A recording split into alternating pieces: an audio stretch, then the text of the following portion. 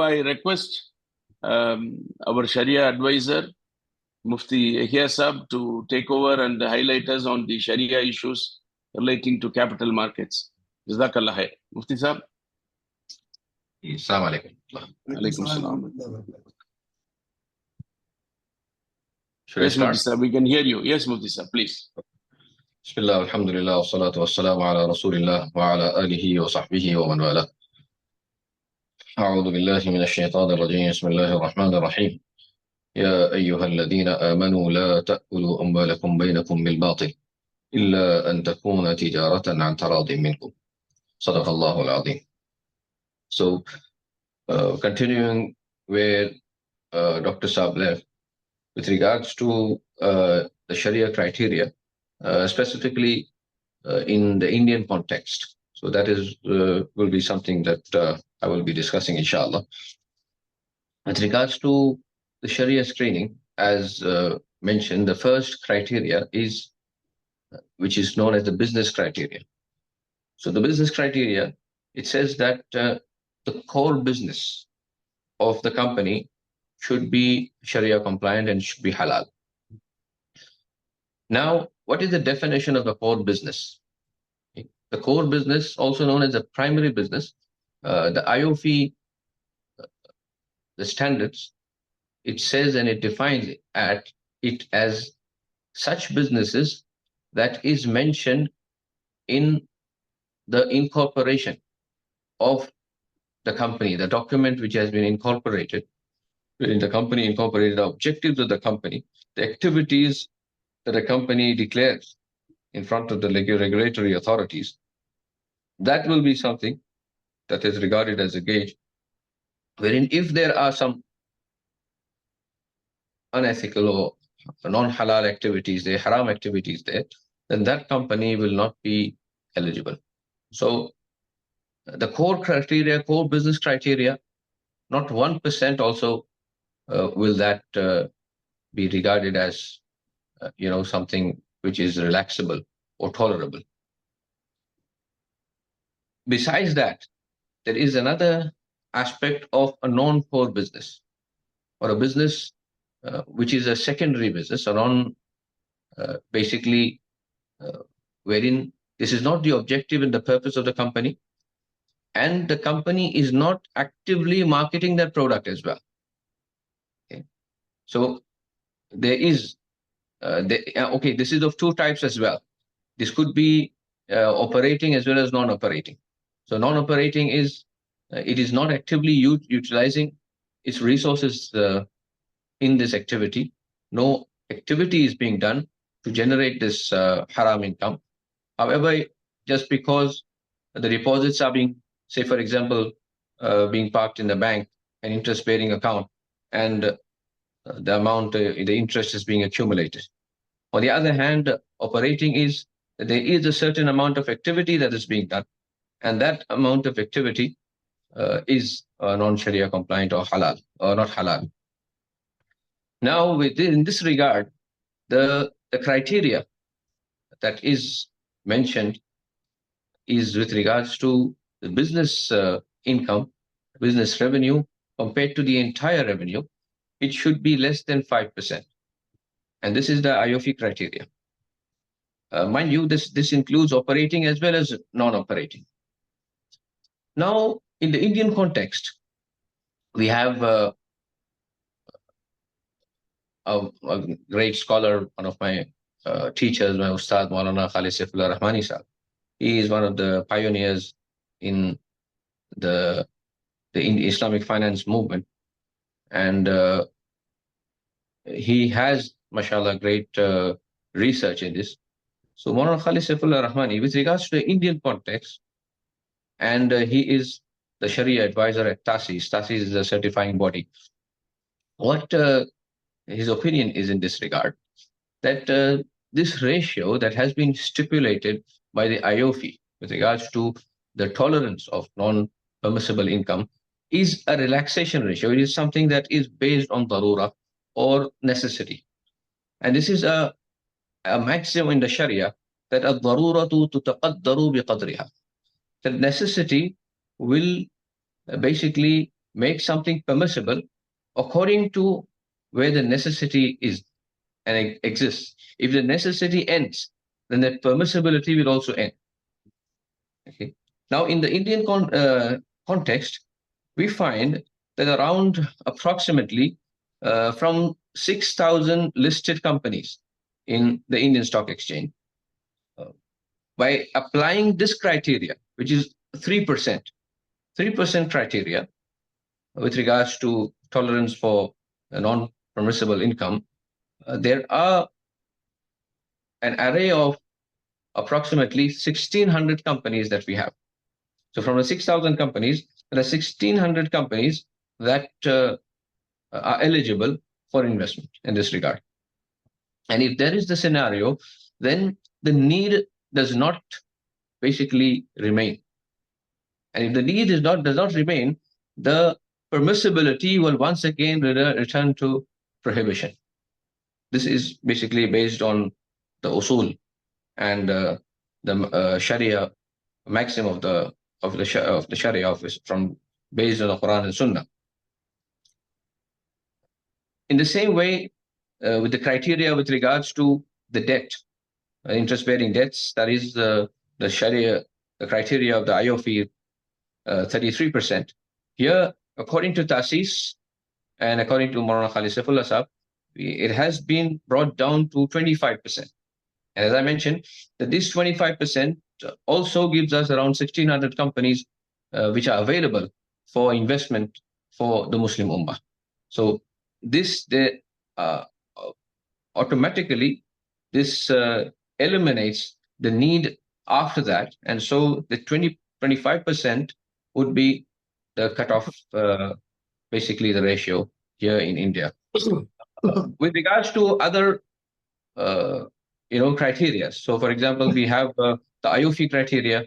Obviously, for a person in India, if he would like to follow the IOFI criteria, so we wouldn't say that it is not permissible, because for one of the reasons is that the IOFI or the practice criteria is not really available, and for a person who might not know, also with regards to the IOFI criteria, there is a great number of ulama ikram who have got together and they have reached a consensus on this. So obviously, I would say the ideal for an Indian is, if he is dealing in the Indian stock market, this would be the criteria for him to follow. But even if he does follow the IOFI criteria, we would not term it as impermissible. One with discussion that I would like to do with regards to the business. Here we have a bit of controversy with regards to IT companies, the IT sector. And the IT sector is also a bit of a confusion. They're mainly because, especially in India, and I think abroad as well, I'm not sure about the IT companies there, Professor would shed some light on that. A major chunk of their income is coming from the banking and financial sector. Now, this is a point of contention for the ulama ikram. There is obviously a difference of opinion, and this is the category of assistance in sin. So, ta'awun ala al-ithm wal-udwan, according to the Quranic ayah, ta'awanu ala al-birri wat-taqwa wa la ta'awanu ala al-ithmi wal-udwan. So, assistance in sin is prohibited from the Quranic Kareem. So, does this include in assistance in sin, or it does not? This is something which is a matter of debate. But with regards to the opinion of Maulana Khalid Saifullah Sahab and the Tasis, the majority of the opinion here is that as long as the banking and financial sector income is not 100%, number one, or if the IT company has not stated that it is only exclusively working for the banking and financial sector. So it states in its memorandum or its incorporation that this company is only will provide its services only to the banking and financial sector or only to the insurance sector. And only if this is explicitly mentioned, that will regard it as impermissible. As far as a chunk of its income, its revenue coming from banking and financial sector, so we have reports of certain companies which are giving revenue, say, to the amount of 40% and some to the amount of 60%, and still are being regarded as Sharia compliant according to TASIS. And the reason being is that to understand the nature and the technique behind this is what is the service that the IT company is providing. It is basically providing, say, we look at the banking and financial sector. So softwares are being provided. The core banking, one is the core banking software. Okay. Now, this is the main issue of contention because softwares, besides that, the payment solutions, there are, it is basically a halal use. There is no specific haram use of that software.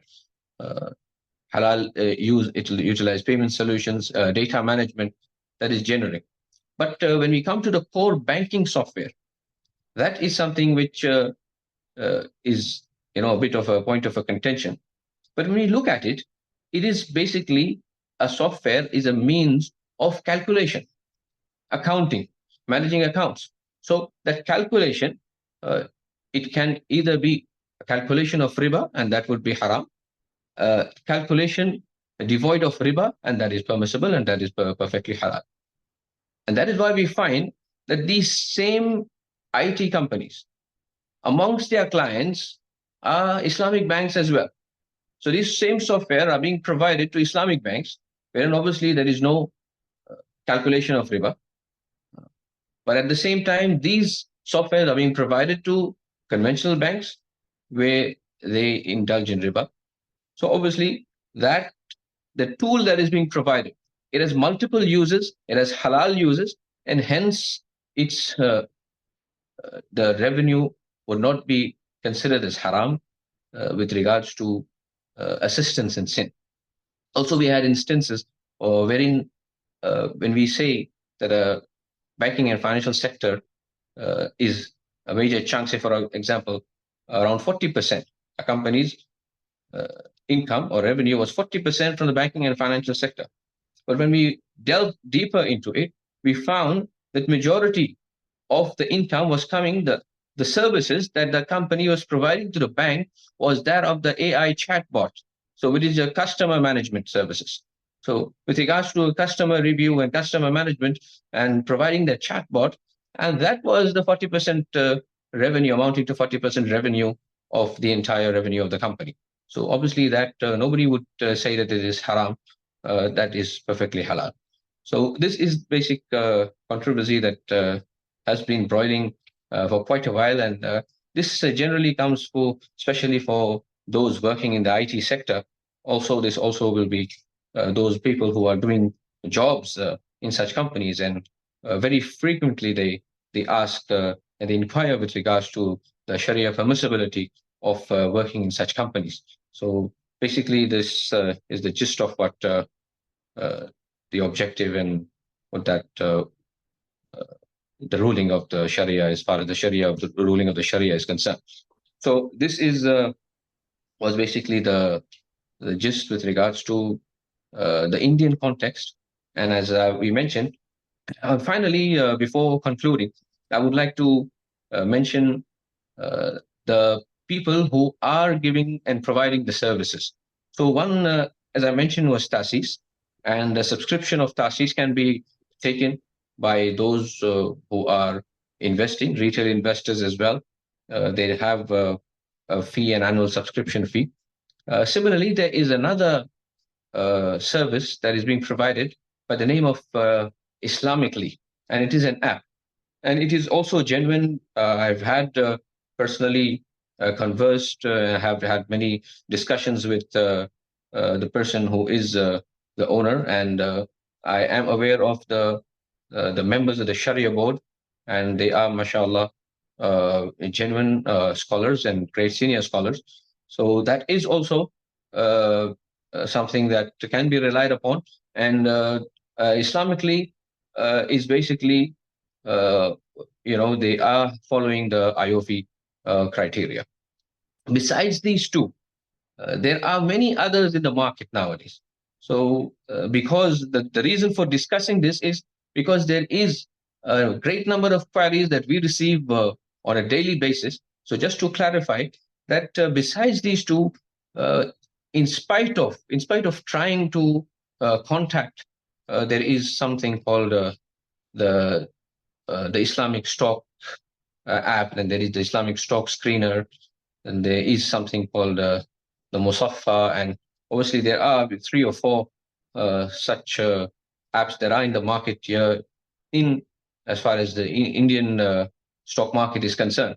And despite trying to contact them, trying to understand that what is their Sharia criteria, trying to ask that are there any ulama ikram or the scholars who are involved with them, or who are working in tandem with them, or they are working under the guidance of certain ulama ikram. So this is something that we fail to receive any type of communication from them, any type of response from them, and hence we are forced to not basically have any opinion in this regard. Obviously, until and unless I'm not sure, I cannot give any type of confirmation, because this is something which is a Sharia opinion, and a Sharia opinion without any knowledge and ignorance is obviously I would be held accountable for that. And hence, this, as far as the Indian context is concerned, for the investors, there is tasis, and that would be ideal. And as a second, with regards to a person who is utilizing, or he is referring to the IOFI criteria, that is Islamically, which is also genuine and which is relevant. So with this, I will conclude my speech, inshallah. Jazakumullah khair.